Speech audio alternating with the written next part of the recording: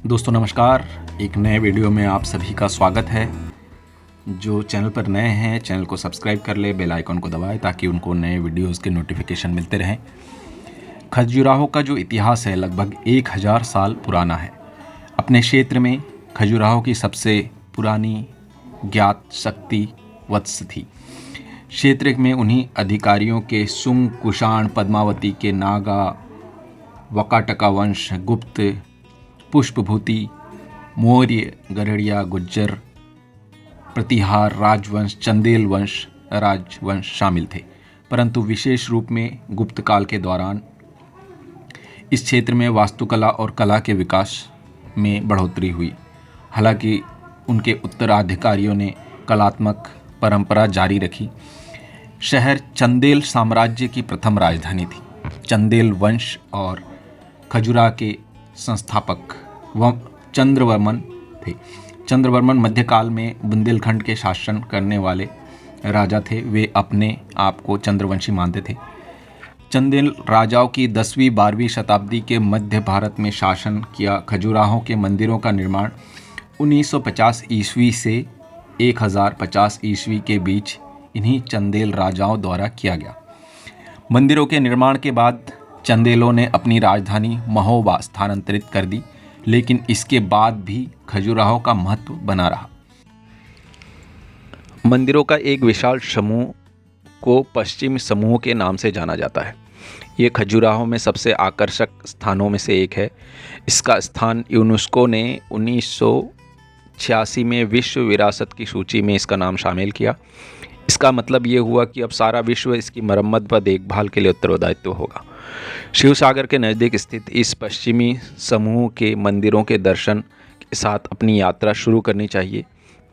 एक audio handset व ticket booth से 500 रुपये जमा करके ये प्राप्त किया जा सकता है। इसके अलावा 200-300 रुपये एक गाइड सेवा भी उपलब्ध की जा सकती है। खजुराहो साइकिल के माध्यम से भी बहुत अच्छा है देखने के लिए। वहाँ अलग अलग जगह पर अलग अलग जो मंदिरें हैं वो आप साइकिल किराए पर लेके आप देख सकते हैं। इस परिसर में विशाल मंदिरों के साथ बहुत ज़्यादा सजावट की गई है। यह सजावट शासकों की संपन्नता व शक्ति को प्रकट करती है। कल के वीडियो में जैसे आपने देखा कि खंडित मूर्तियों का एक समूह जो हमने मांडू में कल देखा म्यूज़ियम में, इसी तरह हम यहाँ देखते हैं कि मंदिरों में किस प्रकार मूर्तियों का बाहरी दीवार पर अंदर में एक जो विशाल मूर्ति हुआ करती थी उसके साथ साथ बाहरी दीवार पर जिस तरीके से मूर्तियों को सजावट के हेतु इस्तेमाल किया जाता था वो खंडित अवस्था में अब कई सारे जगह अपने म्यूज़ियम्स में उपलब्ध है। मंदिर के प्लेटफॉर्म में 4 सहायक वेदियां हैं। 1954 ईस्वी में बने इस मंदिर का संबंध तांत्रिक संप्रदाय से है। इसका अग्रभाग 2 प्रकार की मूर्तियों से सजा है, जिसके मध्य खंड में मिथुन या आलिंगन करते हुए दंपतियों को दर्शाया गया है। मंदिर के सामने 2 लघु वेदियां हैं, एक में देवी दूसरा में बराह देव समर्पित हैं। विशाल बराह की आकृति पीले पत्थर की चट्टान एकल खंड में बनी हुई है। मित्रों, अगर आप खजुराहो घूमने जाने की प्लानिंग कर रहे हैं तो फरवरी 20 तारीख से लेकर 26 तारीख तक वहाँ पे खजुराहो नृत्य समारोह का आयोजन किया जाता है। ये मध्य प्रदेश सरकार द्वारा इसका आयोजन किया जाता है। तो आप अगर तब ये प्लान करेंगे तो बहुत ही अच्छे से इस ऐतिहासिक स्थल को देख भी पाएंगे और साथ ही साथ नृत्य महोत्सव का भी आनंद उठा सकते हैं। तो आप लोगों को एक बार ज़रूर जाना चाहिए। जो भी मित्र अभी तक खजुराहो भ्रमण के लिए नहीं गए हैं आप लोग ज़रूर जाकर देखें। इतिहास समाया है वहाँ। खजुराहो में लाइट एंड साउंड शो भी आप देख सकते हैं, उसका आनंद भी आप उठा सकते हैं। ये कार्यक्रम खजुराहो के इतिहास को एकदम जीवंत कर देता है। इस कार्यक्रम का आनंद उठाने के लिए भारतीय नागरिक के शुल्क 50 रुपये और विदेशियों के लिए 200 रुपये की टिकट लगती हैं। सितंबर से फरवरी के बीच यह आयोजन हमेशा होता है पार्वती मंदिर में। शाम 7 बजे से 7:50 तक या 8 बजे तक यह हिंदी में होता है और 7:30 बजे से 8:30 बजे तक यह इंग्लिश में समय बदल कर किया जाता है। तो आप लोग ज़रूर देखिए। और यहाँ जैन मंदिर, जैन धर्म के बहुत पुराना जो कल्चर है यहाँ पे वो देखा जा सकता है। हम अभी देख रहे हैं जो वो जैन टेम्पल के अंदर है, इस तरह का जो एक वातावरण हमें वहाँ देखने को मिलता है। तो इसी तरह हर एक संस्कृति के वहाँ छाप अलग अलग समय में दिखाई देती है। मुख्यतः चंदेल वंश के राजाओं ने इसका निर्माण किया, वो हम सभी जानते हैं। ये लगभग 1075 से 11,000 ईस्वी के बीच में ये मंदिरों का निर्माण अलग अलग समय पे अलग अलग जगह पे हुआ। अब हम देख रहे हैं कि वहाँ लोकल जो मार्केट है वहाँ पे इस तरह की चीज़ें पर्यटकों के लिए रखी जाती हैं। ये पश्चिमी समूह का मंदिर है। लगभग एक ही जगह पे इस तरह के सारे मंदिरों को निर्माण किया गया ताकि ज़्यादा से ज़्यादा लोग वहाँ एक साथ एक समय पे एकत्रित हो सकें, और कुछ मंदिरों को वहाँ से थोड़े से दूर अपने सुविधा की स्थिति से इस प्रकार वहाँ बनाया गया। और इसमें लगभग बालुई पत्थरों का इस्तेमाल अधिकांश किया गया है। अगर हम इसे बारीकी से अध्ययन करते हैं तो इसमें समय काल की स्थिति में 925 ईस्वी से इसका निर्माण शुरू हुआ और ये 1100 ईस्वी तक, जैसे कि मैंने पहले बताया 1100 ईस्वी तक दोस्तों अलग अलग जगह पे चतुर्भुज मंदिर, दक्षिण समूह के मंदिर, इस तरह से वामन देव के मंदिर, इस तरह के मंदिरों का निर्माण उस समय किया गया। ये लगभग जटकारा ग्राम से लगभग आधा किलोमीटर दक्षिण में स्थित है।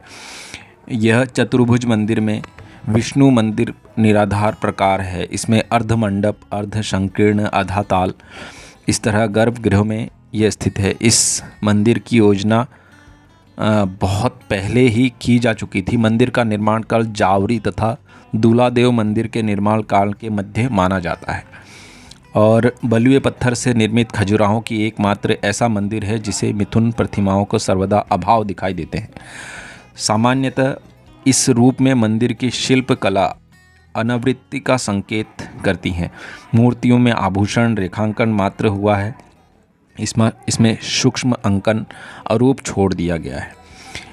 यहाँ जब आप भ्रमण के लिए निकलते हैं तो आपको एक ही साथ में बहुत सारे ऐसे अलग अलग जगह पे आपको जाने के अवसर प्राप्त होते हैं, क्योंकि आप इस ऐतिहासिक जगह पर जब आप पहुँचते हैं, ये आप देख रहे हैं समूह के बाजू में, पश्चिमी समूह के मंदिरों के बाजू में जो आप शिव जी की मंदिर स्थापित है वो देख रहे हैं, और ये हम वापस पश्चिमी समूह के अंदर जो मंदिर स्थापित है वो देख रहे हैं।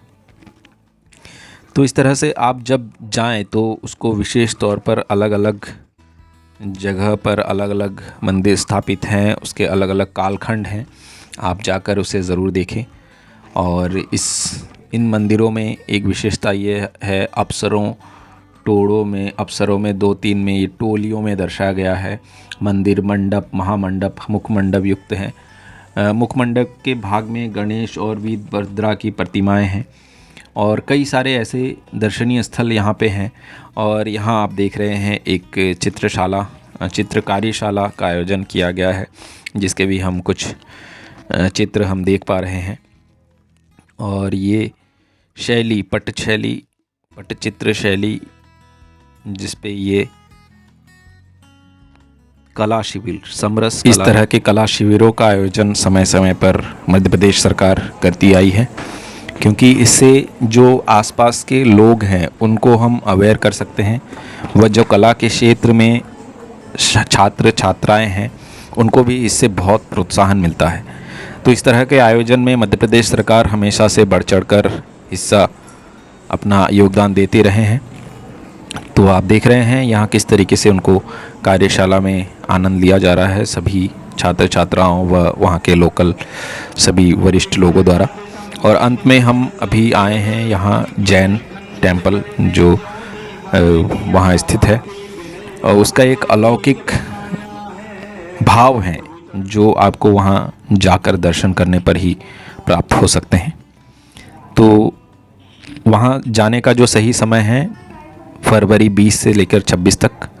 आप लोग ज़रूर ध्यान रखें और ज़रूर जाएं, और वीडियो अच्छा लगा हो तो दूसरों से शेयर करें, कमेंट करें, लाइक करें और चैनल को सब्सक्राइब ज़रूर करें। धन्यवाद।